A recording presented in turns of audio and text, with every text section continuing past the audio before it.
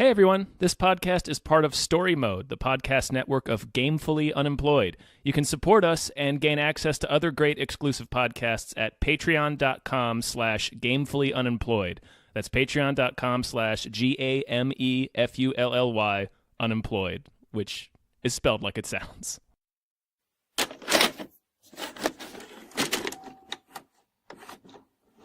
Hello everybody. Yep. My name is David Bell. I'm Tom Ryman. And we just watched The Possession of Hannah Grace Rose in Connecticut. Haunting of Exorcism Part 2. You're the new girl. Megan. Well, I got a weird one for you. Her name is Hannah Grace. And her family was performing an exorcism or something on her. Dad? Something went wrong. And she died in the middle of it. Holy shit. This was it's called Possession of Hannah Grace. The Possession of Hannah. This is what if somebody took the autopsy of Jane Doe and made it into a terrible movie. Yes. It's what if someone made the autopsy of Jane Doe and that person was a teenager. Like, yes. It felt like it was written and maybe directed by a teenager. It was definitely directed by an asshole. Yeah. There was a lot wrong with this movie. There's a lot of like basic stuff wrong with it too. There were more than once in the film I thought to myself, wait, is this happening now? Yeah. More than once. There's a lot of really jarring moments. I want to say at the top of this, it's going to seem... I'm going to seem delighted by this movie. Yeah. But I'm just going to say right away, don't see this movie. No, this is a... Autopsy of Jane Doe, I think, is coming to Netflix in December. See that. So just watch that. It's a really good movie, and it's this premise done correctly, I guess, or effectively. And this was like... Boy... it was entertainingly bad at some points. I feel like we should start from the top because the first scene is wrong. Yes. If you watch the trailer, it's like, oh, this body came in, and they're like, what happened? Oh, it's an exorcism, and you think it's going to be because the premise of I'm going to try not to say too much about Autopsy of Jane Doe, but it's a similar premise at least in the trailers where it's like, oh, there's this mysterious body, and then it gets really spooky, and you have to spend the whole time wondering, like, what is this? What is this body? What happened to her? Why is all the spooky shit happening? Right. And most horror movies do this thing where they slow roll you, like the original Exorcist. It's all about these subtle moments, and then by the end, she's vomiting and flying in the air. This opens that way. Yes. It opens with a priest getting impaled by magic. His head impaled by the crown of Jesus. Yeah, it immediately opens. She basically, it opens with the exorcism scene, and Hannah Grace is Dark Phoenix. Yes. Yeah, she is Dark Phoenixing. Her move is to lift people into the air and stretch their limbs out and then break their necks or throw them. She does it at least 5 times. And then she's doing that and gets somehow smothered by a pillow despite having these powers. Apparently, the movie posits that she can only do it to one person at a time. Okay, because it never explicitly says that, but that's what happens. Like when she lifts the first priest up, the other priest still has the bucket of holy water. Then she starts lifting him up, and then the dad from Westworld smothers her with a pillow. Right. She also can teleport sometimes, and then keeps going back into the body freezer for reasons that are unclear and never explained. That's another this is jumping around, I guess, but overall, I did not expect this movie to spend so much time on the bad guy. Like, there's shots where we're just in an elevator with the possessed body, and it's just like standing there. Yeah. And it was like, this is weird. Like when you make a horror movie, when you make, like the movie like Jaws didn't have a scene where it just cut to the shark swimming around. Like, yeah, so there's the shark. Like, it's supposed to be from the point of view of somebody. And the whole point of something being scary is that we don't see it much or we don't follow it. And we see a lot of the monster. Body. Yeah, the body. I don't want to say this is like, this didn't feel supernatural. It felt like a monster movie. It's a monster movie. She's literally the mummy. Yeah. Like her body comes into the morgue. It's been hacked up and slightly burned. Hold on. Can I back up a little bit? Yes. Because the possession, he smothers her with the pillow, and that somehow works. And then they do the title, the possession of Hannah Grace. No. Which, of course, like, oh, God. Again, like a teenager wrote it, where it's like, what name should we do? What about Grace? That's so like, opposite. Yes. And also the configuration. I mean, this is an obvious movie. The configuration of lights in the morgue leading into the morgue room is a crucifix. I'm sure you noticed. The whole morgue. Because we'll get to the morgue because the setting of this is awful. Yeah. This movie is so... It's one of those movies that it stacks the deck against the audience in the sense that it makes everything needlessly creepy. Yeah. And yet still isn't scary. Yeah. But I guess what I wanted to get to is that I think after the smothering, it cuts to... what's her name? Our main character, like, boxing. Yeah, and she's running an and boxing and... Yeah. Which felt like a cliche away. Megan's her name. Yeah. And then they do like a little bit about her starting the new job or something. Yes. And then she's running and suddenly it goes to credits. And it was so confusing and weird and jarring because the credits are her running with like autopsy photos on top of it. It's the body. Yeah. It's the body. The body that it hasn't arrived at we the haven't morgue seen it yet. And so it was so jarring and weird and disjointed right away. Because, like, yeah, the body comes later, and we're showing... So, like, they had no idea how to even just compile the film in a correct order from the start. The movie proceeds as a mystery. It's very... Like, I feel like this film was originally written as a completely different film. Yeah. For a lot of reasons. One... is that after we get that opening scene where they show us the exorcism, it treats the body like a mystery for the next hour. They establish as if we didn't see the prologue. Yeah, they establish that the main character is like a recovering addict, which, man, it gets real. And she hallucinates. Yeah, and she hallucinates. And that's the thing, is that it's like they're establishing right away, like, oh, she can't trust what she sees. Right. And so later when she's seeing stuff, she's like, oh, get it together. And it's like, we saw the opening. Yeah, we know that's a demon. It Like, definitely feels like maybe there was some cut where a producer was just like, "No, you got to have a scare right away. Make the Exorcist scene like because they flash back later to the scene, and it's like, yeah, movie, we know we were there. Yeah, we saw it. We were all here together. Don't they? Oh man, am I wrong? Do they flash back? Maybe it wasn't this movie. No, I'm thinking of a different movie. Different bad movie. It doesn't matter. They do flashback into a flashback. Okay, they in do. this film. Jesus When she's getting the job, when we see her have her first hallucination, which is in the she's already gotten the morgue job. She's in the morgue when she has her first hallucination, and oh no, wait, the first body hasn't arrived, but we already know that the creeps are afoot. Right. Because, like, the doctor that gives her the tour is like, people start seeing things and people start hearing, things go bump in the night and stuff. That doctor, man. Yeah, that doctor was wild. She gets trained for, like, I would say maybe... an hour. Maybe an hour, yeah. And her job is like a morgue technician. She's an intake assistant. Right. But she has to fingerprint the bodies and handle the bodies, the dead bodies. Them. And photograph them like...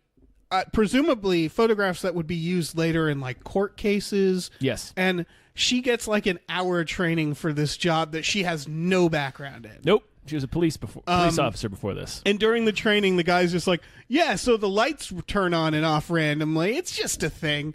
And it's just like, yeah, I'm sure they do. Like, what a convenient thing to happen. He says they're sensor-based. They're motion lights. And then he says others are switches. And it's like, why are we even talking about the lights?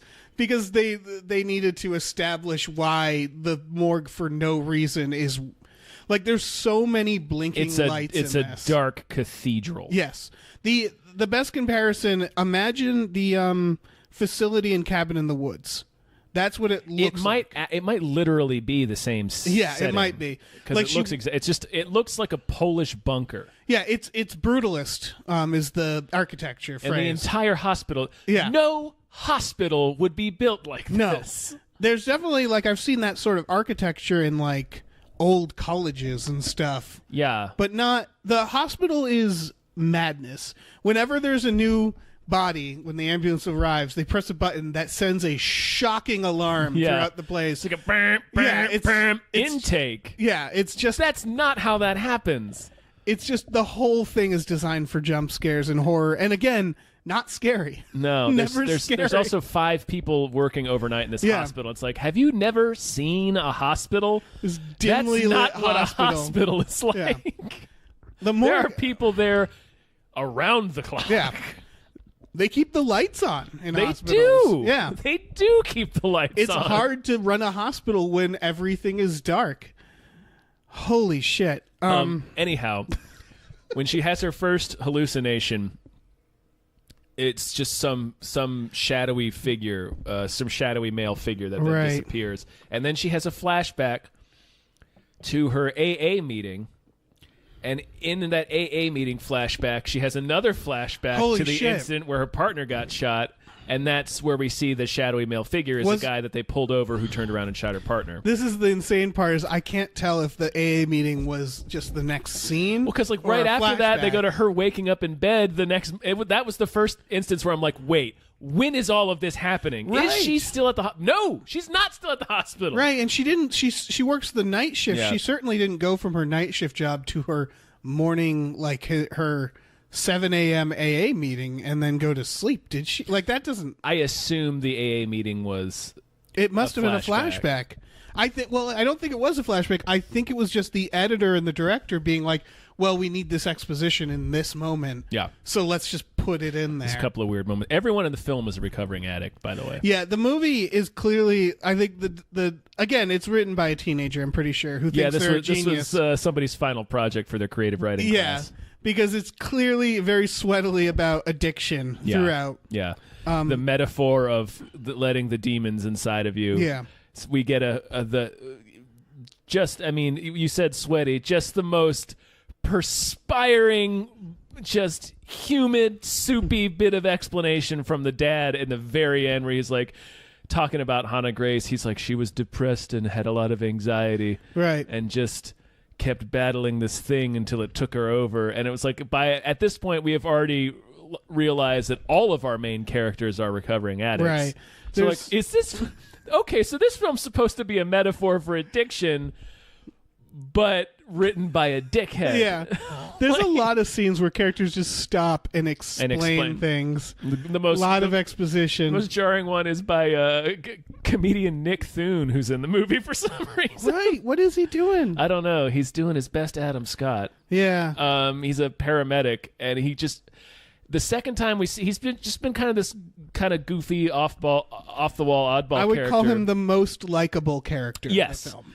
And then he suddenly stops the film to explain that he used to be an alcoholic, and then shows her a picture of his son. And it's like, then I had this guy, and he made me want to be a better person.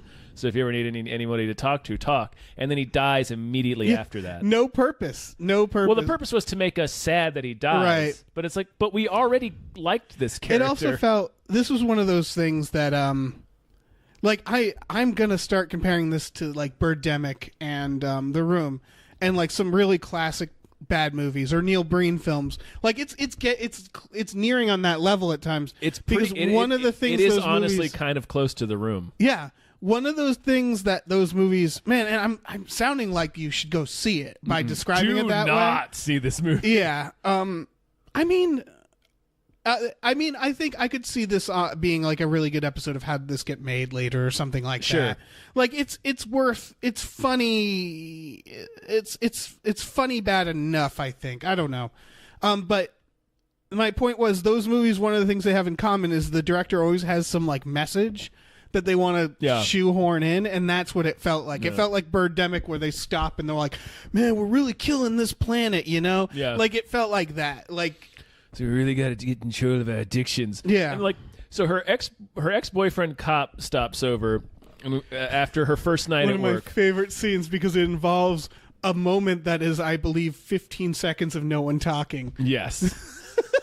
She gets to the door in her pajamas because she just worked the night shift, and he's knocking on, and it's him. And he's like, "Oh, I just got off my shift. I thought I'd stop by and get the rest of my stuff." So we know that he said, "I just got off my shift." He was also working the night shift, right? Which for cops, the night shift typically 7 to 7, right? and we can assume her shift was around the same because she's already home in bed. So this is probably around 7:38 in the morning. Sure. And he says to her, "Why are you still in your pajamas?" And she doesn't answer by saying, "It's the morning." She answers by, "Oh, I just got a new job working nights." It's like, oh, it's like, if you just got, like, the way the timeline can only work out that he just got off the night, because the very next night, when all the crazy shit starts happening, he is on duty. Yeah. So he is clearly on the night shift as well. I need to back up a little in that scene, because the scene starts, if you remember, with like a shot of just a bookcase full of addiction books. Because it comes after, and then it comes after the montage of her at AA and then her having when her partner dies. So it's like, she's addicted and struggling. And they felt they needed to, just in case we missed it, have those books there. And then they cut to a box with like a photo of her and a guy together in the box, like a moving box. Mm-hmm. And it's like, okay, we saw know... him, we saw him in the flashback. Oh, right. So but it's still like, okay, we know everything we need to know at this point. And then they still continue to have him walk in like, "Hi, I'm your ex. You're addicted to things." Yeah. and they have, again, it's very the room where they have a conversation where it's just like, "Why are you in your pajamas?" "Oh, I started a new job." "Oh, that's great." And it's like, do we need to be here for this? Yeah. You gave us film as a visual medium. You gave us all this information. We know she's trying to recover because she has 5 books about recovering addiction on her nightstand, and we know they're broken up because all this shit's in this box with a picture of the two of them. And we saw him in the previous scene, so it's like, oh, she was dating this other cop, and now they're broken up. We got it. I think because this is a 90-minute film. 85. I think they were really trying to fill with credits. Yeah, they were. This movie is 85 minutes long. They were really trying to fill in the space. So and then, I'm sorry, in this conversation, there's this just my favorite. This is an amazing conversation. Yeah, it's just so mundane to the point that there's a part where both characters are just like, and then they just are silent for like 15 seconds. Yes, that happens. It's so weird. Next to "What are you still doing in your pajamas?" the greatest line is oh no, wait, that comes later. Oh no. It comes later. By the way, the boyfriend's not a great actor. No, he just kind of he looks like Nick Lachey. Yeah. And he just sort of puzzles out his lines. Like he looks perpetually puzzled. Yeah, he just hurls out every line. And the main actress, she's fine. She's fine. Most of the people are fine. Yeah, you have Stana Katic from Castle. Okay. She's in it. She's her sponsor. Who doesn't really matter. Most of the characters don't matter. None of the characters matter. They're just there to die. My favorite character is Dave, the security guard. Dave. Because there's 3 different scenes where a character is wandering around in the dark saying, "Dave? Where's Dave?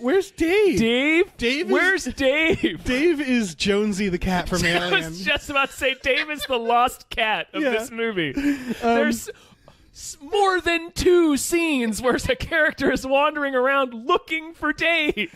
Dave, who is a creep. He is a creep. He immediately creeps on her, and then, he has the most... Okay, again, this movie, not subtle. None of the horror is subtle. I said she's Dark Phoenix. Yeah, and so Dave's death is the least subtle, which is that he goes... I forget what happened. The morgue door opens again, the cubby. And so he starts to stick his face in there. Yeah, and in addition to Hannah Grace's body, there's also a ball of rubber bands that teleports around the morgue. Yes. He bats it. He does a thing. Okay, we're skipping ahead. Yeah, we are. This is the second night. We should definitely go through it. We should go through it beat by beat. Yeah. Okay. So night 2. We've already met Dave, the creepy security guard, who, again, it's a dumb movie thing where she's putting a body, like the first night she just gets a regular dead old guy and photographs him and puts him in, and then she stands up and is about to close the freezer door, and he pops up from behind the freezer door like, "Hey!" Like comedically pops up. The freezer door is 4 feet off the ground, so she would see him crouching beneath this door. It's a David Zucker review. Yeah, like it's just like, hello there. Like, there's no way you could sneak up on someone in that situation, and yet he does. Yeah, like the only reason it surprised the audience is because he's out of frame. Exactly. Yeah, it's because you're controlling what we see. Yeah, but if we were her in that situation, you'd fucking see the guy crouching on the floor next to you. There's no way you couldn't see him. Right. Holy shit. So, yeah. What happens next? What happened? Next night, we are introduced to Nick Thune's character, Randy, the paramedic. Right. Who is delivering Hannah Grace's body. Right. And this is 3 months after the... she's been... Yeah. Yeah, which... at first I was like... At this point, the movie was so bad that I was like, that might just be an oversight. I assumed it was a mistake. Yeah. But it isn't. It's a hilarious... backstory, which we'll get to. Again, if we didn't have the epilogue and if we didn't have the prologue and we didn't have the title thing that said 3 months later, and because later on in the film they discover that she's been dead for 3 months when they run her fingerprints. You're right. It's like if we figured that information out then, it would be like a creepy reveal, like what the fuck is happening with this body. Right, but they give you everything. This movie tells you everything in the first 2 minutes and then acts like it didn't tell you any of that. So weird. It's the fucking strangest movie. Yeah. Like it really, because of all the goofy, like ham-fisted addiction stuff, and then the way that it's constructed, like the nature of the corpse is a reveal. Like it really makes me wonder what the original draft of this movie was. I think they also butchered it in editing because to skip ahead, but there is a scene, one specific scene, where the main character teleports, and they never explain it. And it's like, she fucking teleports. Like, I don't know how else to describe it. When she drags the body to the furnace, you mean? But no, it's the part all right, Hannah Grace is very much a physical thing, not a supernatural. It's not a ghost. No, it's a demon contained entirely within this body. Yeah, and they go out of the way to show the scene later where, spoilers, the ambulance guy gets got. Yeah, but Randy they show Hannah leave the fucking... the morgue, get in the elevator. They show the demon like Gollum into the elevator, and then they have a shot of it just standing in the elevator. And so they go out of their way to be like, okay, it needs to get around. And then later it chases our main character into the lobby and like is over her, holding her. And then the cop comes, and then it's just hard cut, and the main character is in the morgue cubby. Yeah. And she's like looking around, like, "How did I get here?" Like she's acting like she teleports. Well, how did that happen? The corpse drags her. Okay, do they show that? Yes, the corpse drags her. Did I miss that? Yeah, the corpse drags her out of frame. So we are to assume. So she drags her all the way out of the lobby, down the hallway, down to the morgue, puts her in. Yep. Closes it. Yep. Then also gets in. Because she's also in the cubby. Not at that point. Doesn't she turn and look and see the other body? No. She turns and looks and sees Dave, and then she turns over and sees Lisa, her sponsor. I couldn't tell who these fucking people were. Yeah, it was Dave. Okay, and Dave. Then she goes all the way back to the lobby and is up in the ceiling. Again. So she's just moving around a lot. She's just spidering all over the place. Jesus fucking Christ. This hooded figure appears and demands to be led into the hospital, and we, of course, at this point, I mean, he's very clearly the father. He's shadowy, but we know it's the father that we already saw in the prologue that smothered Hannah Grace with a pillow, so we know exactly why he wants in the morgue. Right, and she's like, "Go away," and calls security. And then Randy shows up with the body. She's helping Randy, and then we see Randy shows up with the body. And he's like, "Hey, can you help me get this body out?" That's on a gurney. It's already on a gurney, and literally all I need to do is pull it out of the van. Yeah, he's like 5 feet away. Yeah. But she gets out, she leaves the doorway and goes in, and you can see the dad slip get in the elevator, yeah. Like a cat. Like, there's so many moments in this film where characters do things that they wouldn't do just so that the plot can happen. Like, you wouldn't... This adult man wouldn't need help to drag a body out of an ambulance that's already on a gurney. Yeah, and this hospital employee who's been explicitly told do not leave this doorway and already knows there's a weird homeless guy creeping around. Right. Wouldn't leave the door unattended to go help this person. Right, but she does. And so they take the body in, and she photographs it, but like the photograph thing isn't working. The images this won't was save. one of my favorite scenes. All the lights are off. Why is she brings her in the photograph room and just it's pitch black. She turns them off, and for half a second I was like, well, maybe that's what they do, but no. In the previous scene, night when she's photographing the dead old guy, all the lights are on like a normal hospital. I don't know why. Like, she might as well have turned to the camera and like winked and shut off the lights. Yeah, it's like, now it's gonna be spooky. Yeah. It reminded me of in the last Lost Jurassic World. or not Fallen Kingdom, where he just turns off the lights for no reason. It's now the raptor won't be able to see us. Like, no, motherfucker can see in the dark. Yeah. Like, so she turns off the lights to take pictures of the corpse for some reason, and then like the machines don't work. Which, okay, fine, who gives a shit? And then what the fuck happens? Oh, the father shows up, right? And like tries to drag the body and burn at first it. she's trying to photograph it and can't. She tries to fingerprint her and can't. And then as she's loading the body into the meat locker, there's like an earthquake that knocks a bunch of little vials over. Why and did she stops?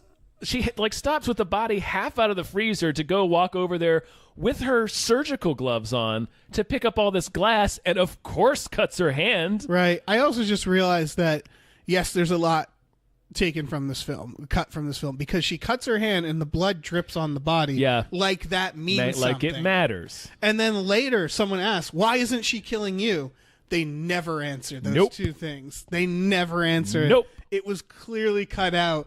Because the assumption is that I think there was probably an alternate ending or something where the demon possesses her body. The very last shot of the film is another, she's jogging, boxing, showering, and then she's looking at herself in the mirror and sees a fly, and the flies have been swarming around Hannah Grace's body, and it gets super close up on her eye, and her eye dilates like Hannah's did.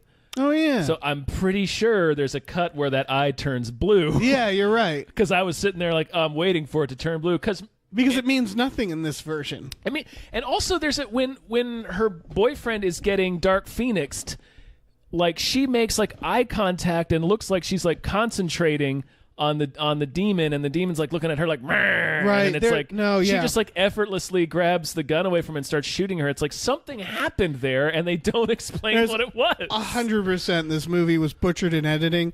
Because yes, that's because they go out of their way to be like, why is her eyes blue? Her license says her eyes are brown. Yeah, like they're setting it all up so sweatily, so that we know blue eyes equals demon. Yeah, I guarantee whatever version of this film was originally there probably also wasn't very good. Yeah, because I don't see a good film hiding in this movie.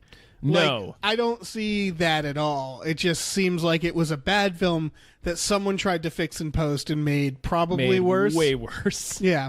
This is like this movie, a sitcom episode with a vase breaks. And they're just trying to glue it back together. This movie is almost incoherent. The way that people teleport around, it's unclear when things are happening. What a fucking movie. Oh my god. All right, so are we at the part where she takes a dump yet? No. Okay. She does take a wicked shit though. Yeah. One assumes while texting she takes a dump. While texting. Like we all do. That was another just horrible sweaty setup, which was the fucking hand dryer. There's just a lot of blinking lights and things that can make sudden noises just built into this hospital. Activated by motion. Yeah. Everything's motion activated in this hospital. And then when she goes up into the roof with the blinking lights as well, it's just like everything is blinking and turning on and off. Holy shit. What? Okay, where are we? We're so fucking. She bleeds onto the corpse, which winds up not mattering. Right. Dad shows up and tries to it steals the body and tries to throw it into the incinerator, and she kind of beats him up and takes his knife away, and then security shows up and he gets arrested. And we know exactly why he's doing it because they showed the scene before. But even so, they have him howl like, "You don't understand. She's not dead." Yeah. Yeah, he gets hauled off. And then there's a later scene with and then what is presumably hours later, her ex-boyfriend shows up to just check on her after, she got jumped by this weird guy who they presume is the murderer. Right. And she's like, has he said anything yet? He's like, no, he's not talking. Hopefully he'll talk more when he gets to the station. Like, it's been hours. Is he not? Where you been? What? I mean, they're setting something up, but it makes no sense. Yeah. Because he's so nonchalant. Like, yeah, we haven't actually gotten him to the station yet. He hasn't reported in. What the fuck are you doing? Yeah. Why is he? Where Did take is him he? to fucking Burger King? You just driving around with him in the car. So we got to run some errands first. Just hang tight. Gotta pick some stuff up. I gotta go to the package store. Like, what the fuck? What do you mean he's not at the station yet? What the hell is this movie? And around this time is the death of Dave. Yes. So as I was saying before, he hears a noise in the cubby, sticks his fucking face in. Dave looks like Matt Stone. Like he looks like albino Matt Stone. Albino Matt Stone. Think Matt Stone from Basketball, like that era. He has an unusual pigmentation. Yes. And he sticks his fucking head in the cubby and gets his face grabbed. Yeah. Like Evil Dead style, but it's so dark and unclear. You can't really see what's happening. Yeah, and then he's like, ah, and then he flies away, and then he gets Dark Phoenixed. Yeah. Where he's just screaming, and everything's rumbling, and it's so loud and disruptive. Yeah, this has a punchline, which is great, and then he gets sucked into the cubby, and he's like, ah! And it's all this noise, and the cubby slams shut, and not 3 seconds later, our main character wanders into the room like, Dave? But hasn't heard a thing. It just drags him inside the locker. So why she grabs his head, and then pushes him across the room to then bring him back to the locker. They again, it felt like someone was like, no, it needs to be scary. Have him fly in the air. Was this hilarious trend that I feel like still is sort of happening, where a character randomly gets dragged away from a shot. Yes, the ending of Quarantine and all that, where it's it was overused so much that it was funny. This takes that and ramps it up to 11. Yeah, it's really ridiculous. Yeah, and it's they're flying through the air and floating, and it's so there's no tension, there's no subtlety. It's like the ending of Winchester. It's that. It's they don't know how to make a horror movie. It might as well be an action sci-fi at this point. Yeah. It's just a monster. Yeah. At the beginning of the death of Dave, he does a thing that only people in movies do, where he takes the rubber band ball and starts talking to himself the bases are loaded. It's the Game 7 of the World Series, bottom of the ninth. The stakes couldn't be higher. And he steps up to the plate, and there's the pitch, and then he knocks the ball down the hallway with his baton, and it's a home run, yeah! It's so generic. No one has ever done that ever in the history of anything. It only happens in movies. Right, and it's so generic in this. Yeah. And I bet they thought it was a real hoot. How could they have? I don't know, because this movie takes place in Boston, and not a single character acts like they're from Boston. No. Not that everybody from Boston is like that, but if you're going to have a security guard who's into baseball, it didn't seem it felt like they didn't know what city it was going to take place in when they shot it. Yeah. So then they just shot it and then picked stock footage of whatever city they could find. I swore the establishing shot of the city in the beginning was New York City. I don't think so. I was I should have recognized the skyline, but I didn't. Boston doesn't look like anything, so it's a tiny city too. But yeah, it didn't. There was no personality. They might as well have never said where it took place. Yeah, it didn't need to take place anywhere. Right, if he was a I don't fucking if you were gonna inject bait, have him be listening to a Red Sox game on the radio. He doesn't reference. I don't think he references the Red Sox never. at all or anything. He never talks about baseball before he just sees the rubber band ball that she's been making, hits it down the hall, then it appears in the morgue room. It so does. The ball just teleports around. It does, and some of that's. It's you would just chalk it up to demon magic were it not for the fact that the demon is entirely physically contained. The demon must be floating it around. Like, Yeah. it's just floating through the hallways Yeah, for some that's the no only reason. That's the only the movie goes out of its way to show us that the demon is inside the Right. body and has to physically move places. It makes the security camera stuff weird because the demon like flickers in and out on the Yeah. security camera, but it's like no, she's just walking In around. one shot, it like flickers out, but then when she looks at it later, you just see it clearly crawl into the elevator. Right. Because we're later on in the film. Like this movie, it doesn't follow its own rules. No, not at all. It has no rules. Like the demon gets out, the body gets out, and we learn that it has to kill people to regenerate its body, like the mummy. Right. But for some reason, Right. She has scars that are disappearing. yeah, Yeah. For some reason, she's invincible. And we find out later that when the dad tells us that when they initially tried to bury the body, it killed everyone in the mortuary, just killed all 4 people in the mortuary. So it's like once the body like revives and gets out and starts killing people to regenerate itself, why doesn't it just rampage through the hospital and kill the people it needs? Right. It keeps getting back into the locker Right. just to be spooky. Yeah, for no reason. Like it's after every kill, it just goes back inside the locker. Like giggling, like Like it why? gets in the same and, like, fetal zips position. itself back Yeah. up in the bag. Like what is this? What's going on? That's where the reveal was funniest, where he's just like, yeah, it because the whole thing is this body was originally found in an alleyway by they're like some nut was still stabbing her, and she's like been burnt and stabbed. Yeah. And so then when it's revealed of like she keeps coming back and won't die, that means there's been like 3 months of this dad chasing around this Yep. demon, just trying to kill her, Chasing his demon in the body of his dead daughter. just stabbing her every chance he's got. Yep. Oh my god. Ugh. Oh God! They didn't need that at all.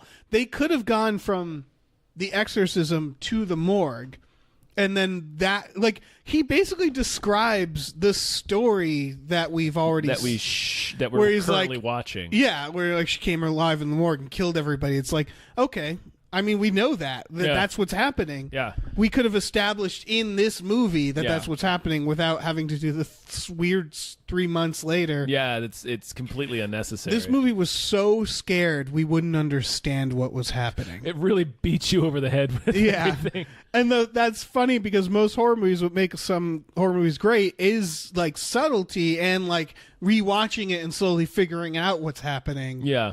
And, you know, mystery, and none of that's in this. No. This is, man, again, written by a teenager. This is. They go to that incinerator like 3 separate times. Yeah, okay, are we at Or the 4 ending times. yet? 4 Are we times. at the ending? We can probably skip. Well, 'Cause- okay.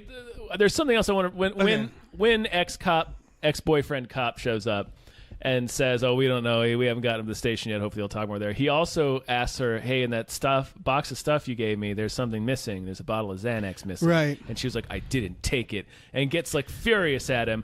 We already know she took it because Yeah, we she's see holding her, it for the. Yeah, we see her almost take some of the Xanax a few times before that. And later on, she comes clean. She calls him After up talking to the. after talking to Lisa, her sponsor, right before she gets killed. No, it's after talking to the ambulance guy, isn't it? Yeah. Lisa, her sponsor, Finds the bottle. finds the bottle and then gets. We haven't even talked about. She just gets Dark Phoenix. on the roof. It's so not interesting. Chased up to the roof for some reason. But it also, that scene does involve the fact that Dave's body has been dragged up those stairs and Yeah. propped up Yep. for no reason. Yep. So that's fun. Anyway, go on. She calls him and is like, "Yeah, you know, when that bottle of Xanax you said was missing, I mean, I didn't take it. I found it in the medicine cabinet, and I've been holding on to it."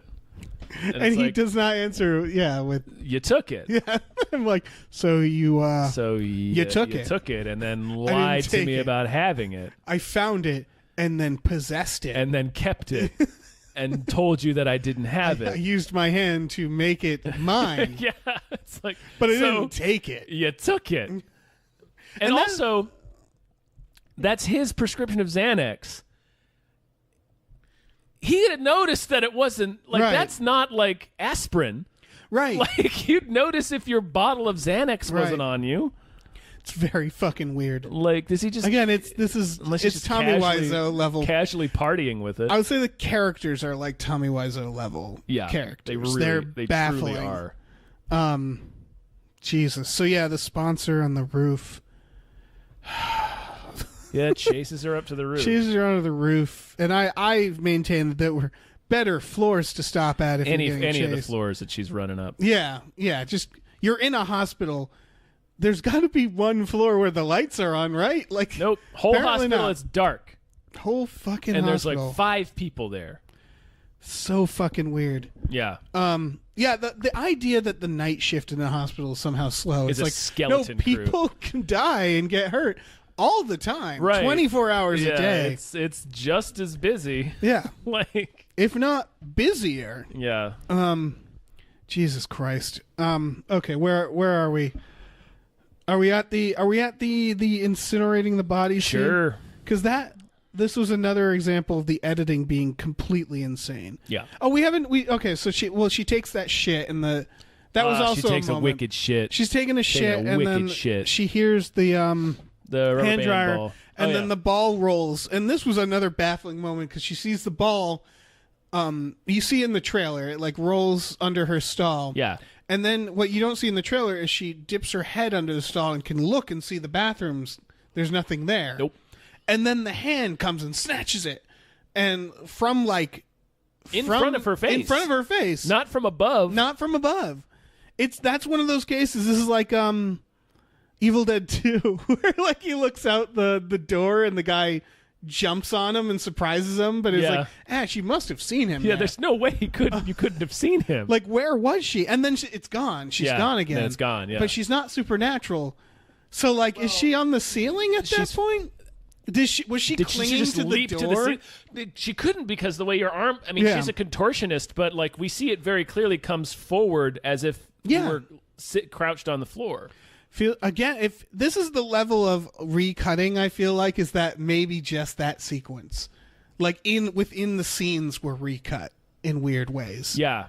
And then this was the thing at the end where the father comes back. Yeah. After killing 2 cops. Killing 2 cops The to reveal escape. is, the reveal is like, oh, he never got to the station because he murdered those cops. He was like, how? He's handcuffed in the back of a cop car. He doesn't have his knife anymore. Yeah, and he's totally fine when he has one of the cops' guns. Yeah. They just yada over that. Yeah. And he's like, we have to destroy it. And then that's hard to do. Yeah, it's very hard to do. Escape from the back of a police car and kill 2 cops. I'm imagining that he was like Jason Bourne before his daughter got possessed. Well, he's a robot from Westworld. That's true. He is a robot.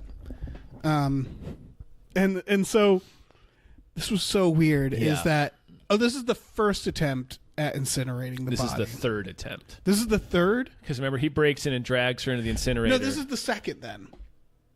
Because Yes. when he shows up, we're not quite at the finale. He shows up and he does the exposition, and we do the flashback to the scene we've already stuff we already saw. And they're talking, and it's edited in a montage way where as he's explaining it, they cut to them getting the incinerator ready. Yeah. And so it's like, oh, okay, we're seeing like a montagey thing. And within like 30 seconds of him explaining, and it does this very soft cut to them at the incinerator. As soon as he stops speaking is when it happens. The body gets up and all hell breaks loose and comes, but it's like within the montage. Yeah. Like it's a very major moment of this movie. Yeah. That the film like kind of like cuts into a montage and pretends like isn't, like it's really jarring, and you're like, wait, am I seeing what I think I'm seeing right now? It's hard to explain, but it's really like, hard to explain. We're in one scene, he starts some dialogue explaining what needs to be done with the body, and as we hear his voiceover, it cuts to the montage of them turning the incinerator on and pushing the incinerator, which like a montage is telling us that time is not passing in real time. Right. We're hearing like his dialogue has anchored us temporally, like in that scene. So as the audience, we think that we're still in that scene. Right. Imagine, I kind of want to, the ending of The Dark Knight, where he's like saying to his son like what he needs to be, and they do that montage cut to him getting chased. Imagine that sequence, only Batman just gets shot by the cops. Like, it's sort of that where something jarring happens, but there's like the music's still going and like this voiceover is still kind of like just wrapping up. Like, it felt like that. It was like we were within a montage that was like rudely interrupted and it had barely begun. It would be like that montage of Gary Oldman talking to his son about what they need to do, and then as it says a dark night, it cuts back to Gary Oldman and his son, and Batman shoots Gary Oldman. Yeah. Like, that's how jarring it is. It's so wrong. The filmmaking is so wrong. It was, again, one of those baffling moments where it's just like, what is happening? What's going on? When is this happening? Yeah, when is any of this happening? I forgot to point. It was another basic mistake when ex-boyfriend cop comes to her house. 3 different shots of this. Okay. We hear the doorbell, the door knock. She gets up and walks to it. We see her open the door, and it cuts to her face, and she's like, and then it cuts to another side where she's standing there with the door open. We still cannot see who is in the doorway. Right. And their scene begins when we still haven't seen who's in the doorway. Yeah, they didn't get that coverage. Yeah, and then he walks in. And then when Randy gets killed, Randy the ambulance driver, how did he die? Yeah. There's a lot of problems with that scene. His ambulance starts as his ambulance drives away. We know she's ridden the elevator up there and it's out in the parking garage somewhere. So many. Go on. Yeah. I just remembered. As he drives his ambulance away, we see that the back is leaking fluid. Right. He radios in, I just did my drop off, hits a bump and stops, gets out, looks underneath the car, and it's a shot from underneath the car of his face looking underneath the car, and he sees something and says, great. Right. They never show us what he saw. It was okay. They show the monster getting into the ambulance or into the elevator and going downstairs, and then he drives away from the elevator, and you think like, oh, okay, and then he hits the bump, and you're like, okay, she's like Cape Fearing the ambulance. Well, first, as he's loading up the back. And we hear the chime that his door is open. You remember there's that scene where he's like, oh, my door is open. That's weird. He looks in. There's nobody in the ambulance. There's nobody in the back. Weird. Right. So they keep establishing like, okay, the Hannah Grace is like somewhere in this ambulance. And then he runs over the thing.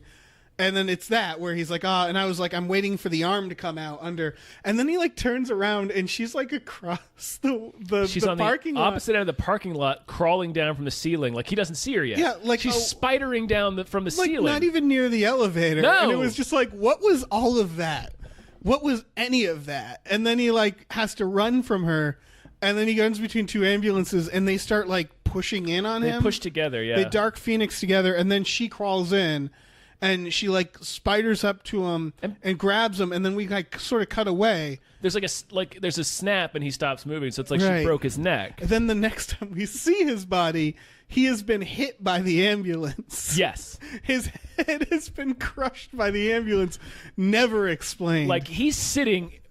Not even the same ambulance. No, I don't think. Maybe I don't know. It's an ambulance has crashed into a pillar in the parking garage. He is slumped.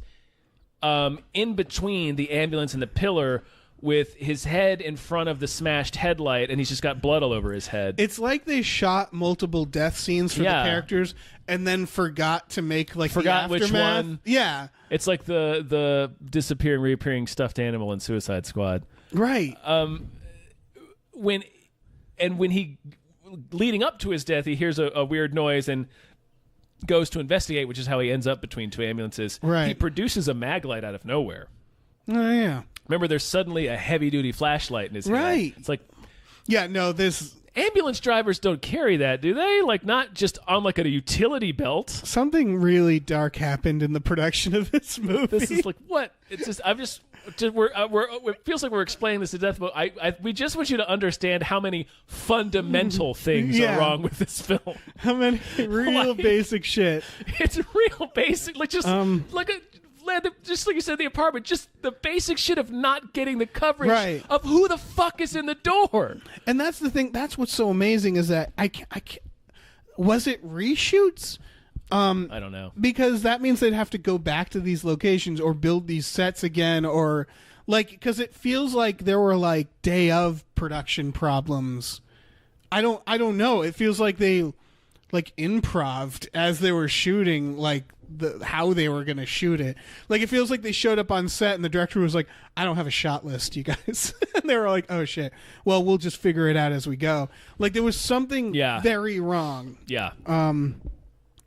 Jesus Christ.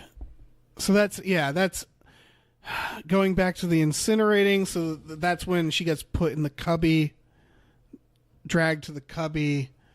The cop comes. Oh yeah, and we haven't even talked about like she just shoots the body. Yeah, this is after she shoves her dad into the incinerator. Yes. At the end of that montage we're talking about. Oh right. Like the body comes alive, she throws our Megan, our main character, away, and then grabs Westworld dad and slowly shoves him into the incinerator. He's just like like he's grabbing the outside of it. It's like that's not how fire works. You, sir, are dead. Yeah. You're already dead. Yeah. Why are you acting like you're not dead, sir? Yeah. Yeah. And then that's when she gets dragged to the cubby. Ex-boyfriend cop shows up. Him and the other remaining security guard go downstairs. They find her in the morgue. Right. Then she just busts out of there. Yeah, she just kicks it open. I mean, they're not designed. That was really disorienting because it was like all red lights and like I couldn't figure out what she was doing. I'm pretty sure there She was like, I've seen morgues. They aren't one big cubby on the inside because that's what it looked like. Yeah, I assumed each one is its own closed thing and that they're not open. That is 100%. I could be wrong. Pretty sure that's what they are. Maybe wrong, but I don't trust this film to have looked into it. And I'm sure there's not red lighting on the I'm sure there's no lighting like when you close your refrigerator, but I mean I'm not going to shit on the movie for that because lighting. we need to be able to see inside. Yeah. Did you though, or it would have been scarier if it was pitch black, honestly. They gave her like a lighter with her phone. Yeah, her phone. Yeah. That's how you make that scene. That's how you see in literally 5 seconds. Yeah. We figured that out, guys. We figured that out, filmmaker. Yeah. So she kicks her way out, and at this point, it's just fucking Gollum. Yeah, it's around. just it's an alien movie. Like she just runs up, she just slices the other security guard's throat, which is just a level of instant kill that she has not exhibited at all also, in the rest of the movie. She can like explode people's heads and stuff, but no, she slits that guy's throat. This is again really weird, where it's like, oh, okay, I guess that's another way she's going to choose to kill people, is just to kill them like a human killing another human. Yeah. Whatever. And then she tries to Dark Phoenix ex-boyfriend cop. And gets shot. Yeah. Megan just takes the gun and shoots her a bunch of times. I mean... And that just about does it. Well, in fairness, the movie has thoroughly established at this point that you can kill the physical body... Right, it'll come back, and it'll be stopped for a time. Yeah, and then it'll come back. And that's what happens. Like then she incinerates and it comes alive and right tries before. to drag her in. But it's so unceremonious, where it's just like it's very abrupt. Yeah. Well, not the shooting.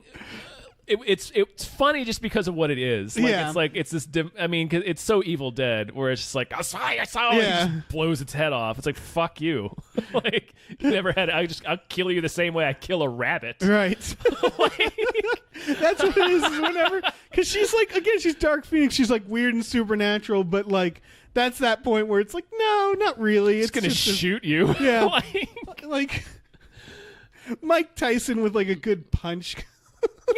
Yeah. Like it's just like this thing is it's just skin and bones. Yeah. So she drags this corpse into the incinerator and just shoves it in. Like her hands she get inside it's like pushing that body in there. Like again, not how fire works. Yeah, and I feel Fellas, like when you can't have your face right next to it. Yeah. And there's also like a little electronic touchpad control right next to the fire. Oh yeah. You remember how they tell you not to hang your television above your fireplace? Right. Like you can't do that. Yeah. That whole it's madness.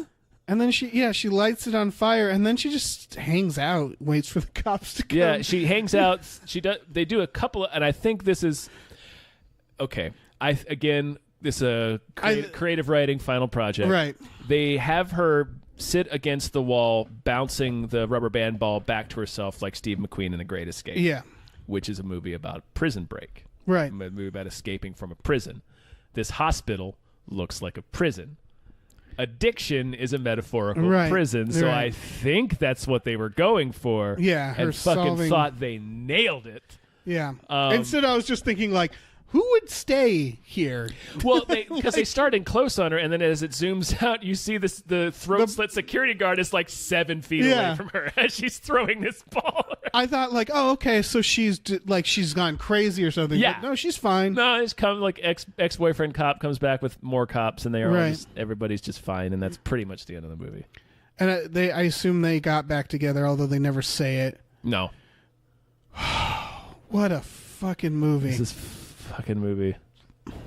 Barely 80 minutes. Barely 80 minutes. Barely 80 minutes. Its official runtime is an hour and 25 minutes, but some of that's credits. Yes. And some of that's like conversations that don't go anywhere. Like 15-second pauses between two characters. They really stretch it out. It's again like that. Like they show scenes and then flash back to those scenes. Yeah. Like they're really padding out the runtime. Yeah, and yeah, man, I cannot stress enough that they don't. The demon just is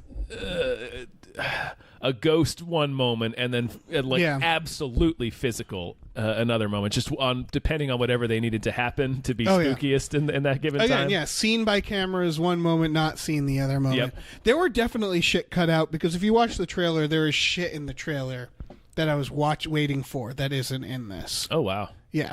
Like so what? There's a couple shots of the security footage where she's like, she sees herself or someone in the security footage and sees the person, the Hannah Grace behind her in some shots and stuff like that. So there's clearly, I mean, I didn't need the trailer to tell me this, but there's clearly a lot cut out of this. The production of this must have been fascinating. So yeah, I don't think see it. Don't see it. Maybe you see it on streaming. Wait for streaming. I can't even really. I mean, it might be fun to like watch it streaming with a bunch of friends. Yeah. Like a how did this get made don't watch situation it where it's just like alone. this is a baffling film. Yeah. In every like, even if you're looking for cheap scares, like it's not scary. We talked about The Nun. The Nun at least had a couple jump scares, like a couple moments when we would go, The Nun, but not even that is in this one. Like I will, at least The Nun had one monster that was genuinely not appealing to look at. Like right. The Nun is frightening looking. Right, yeah. And like the Abbey is a creepy setting. Yeah, Hannah Grace is just a lady. She's I looked her up. Yeah, it was, I looked up the actress, and it's what you'd expect. Yeah, she's a contortionist. She's a ballerina and contortionist. Yeah, that makes sense. Which is why she crawls around like a weird waste spider. Of a contortionist. I mean, that's all they get cast for is for exorcism movies. That's true. So they can walk like weird spiders everywhere. Yeah. Good God. What a fucking mess. What's the point of this movie? And then it came out at the end of November. Like they knew. They were like, this is not a Halloween movie. Yeah. Let's wait till all the horror movies come out, and then for just the people who are like, man, I still want a new horror movie, we'll give them something right before Christmas. Yeah. Merry Christmas, you fucks. Yeah.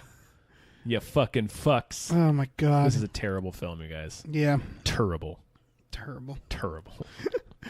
All right. Also, the building looked composited in.